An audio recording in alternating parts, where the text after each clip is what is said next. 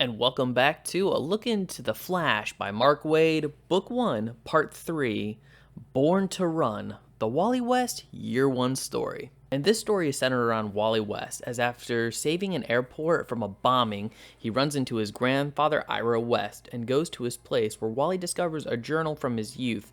that his Aunt Iris had kept, taking him down memory lane as he tells the story of when he became Kid Flash. It had begun with him going to stay with his Aunt Iris for a summer when he was 10, and after being introduced to Barry Allen and shown Barry's crime lab while under his Flash persona, Wally is caught in the same accident that gave Barry his powers, which causes Barry to begin training Wally to use his abilities. This leads them on a journey with Wally helping to stop a robbery and getting his own Flash costume, as Wally continues his training and eventually gets swept up into a mystery of multiple robberies being perpetrated by the same people, which leads them to battle with Mirror Master, where Wally had managed to defeat the Rogue by himself, also leading to the discovery that Wally's body is not handling the power, and his own grandfather saying if he used his powers again, he would die. This culminates in the final issue of the story where Wally heads home and tries being normal again, but misses the rush of being Kid Flash, which leads into an argument with his father,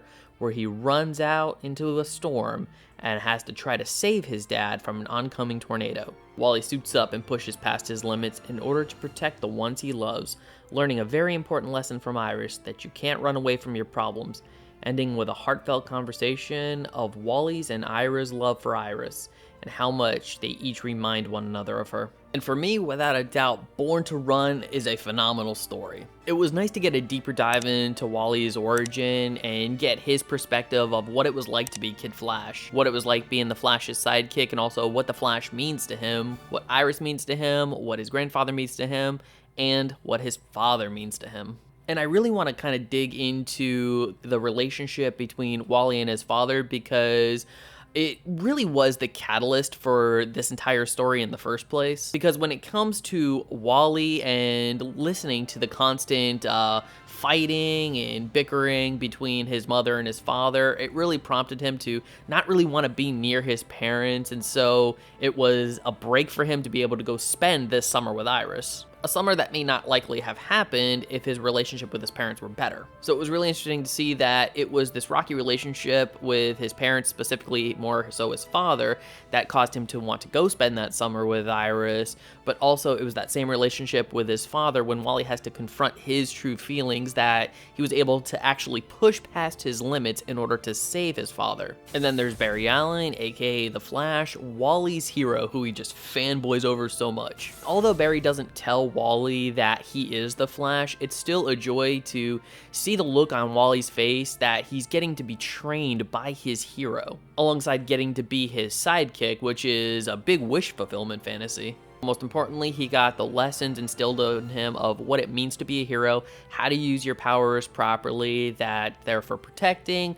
not showing off, as there is a bit of a running gag in this story involving hats. And then there's Iris West, who is a really big standout in this story, as it's her advice that's kind of driving Wally along, telling him things like, your parents do love you, and you need to fix your relationship with your father because he's not going to be around forever. And in the moment where he needed to save his dad, Wally remembers these words and, allows it to fuel him. And I think it's summed up perfectly in the letterbox, where Wally is saying to the reader that Barry is the one that taught him how to be Kid Flash, but Iris is the one that taught him how to be Wally West. There were also small details sprinkled throughout the story a little bit, which were kind of a wink-wink moment, I would think, because after Wally gets struck by lightning and stuff like that, the notion starts to go around that there's no way that this accident happened twice in a row, because the odds would be astronomical of the same accident repeating itself. And there's ideas kicked around that maybe there's more to this whole speed thing than even they realize, maybe even admitting that Barry unconsciously made it happen, or possibly just another hint to the upcoming Speed Force, which would happen in about 30 more issues or so. And also, this is the introduction to Wally having the white in the eyes rather than having fully exposed ones, which I always like that design, because, come on, Green Lantern got the white eye covers, Batman's got the white eye covers, why not the Flash? In the end, it was beautiful, it was heartwarming, and luckily, we still have more stories to go in this book. So make sure to join me in part 4 of A Look into the Flash by Mark Waid, Book 1. So Born to Run, what did you think of this story? I would love to hear your thoughts. Please leave your comments in the comment section below. And if you like this video, I'd love it if you'd smash that like button, share it with some friends, subscribe if you're not subscribed already, and ring that notification bell for more comic book content. And if you're wondering what to watch next, consider one of these 2 videos. And don't forget to check out the other 2 videos in this series, as well as my Flash Volume 5 playlist. Alright, take care, have a great day, and as always, stay geeky.